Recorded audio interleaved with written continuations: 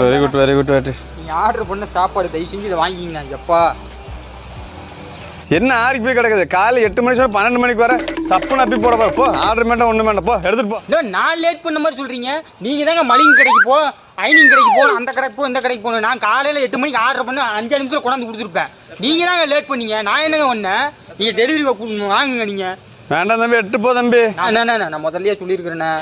நான் முதல்லயே சொல்லியிருக்கேன். இந்த வேலைக்கு இப்போ தான் ஜாயின் பண்ணியிருக்கிறேன். ஆர்டர் இதை கொடுத்தாதான் வேலையே கன்ஃபார்ம் ஆகுது. தயவு செஞ்சு தம்பி அதெல்லாம் நான் ஓனர்கிட்ட கூட்டு பேசிக்கிறேன் தம்பி.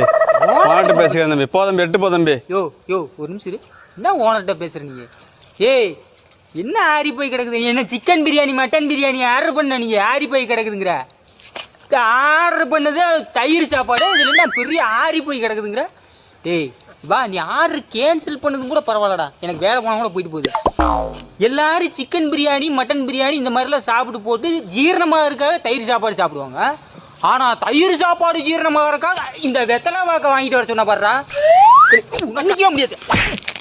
என்னது 2 சிக்கன் பிரியாணி 2 மட்டன் பிரியாணி ஒரு லாலிபாப். ஓ இது யாரியா? ஏய் நான் சொல்லல, வினோத் தம்பிதான். 1 வருஷத்துக்கு முன்னாடி டெலிவரி கொடுக்க வந்த பையன், பார்த்தீங்களா? ஆடா பாவி, இப்படி பண்ணிடுவீங்களாடா டெலிவரி கொடுக்குறவன?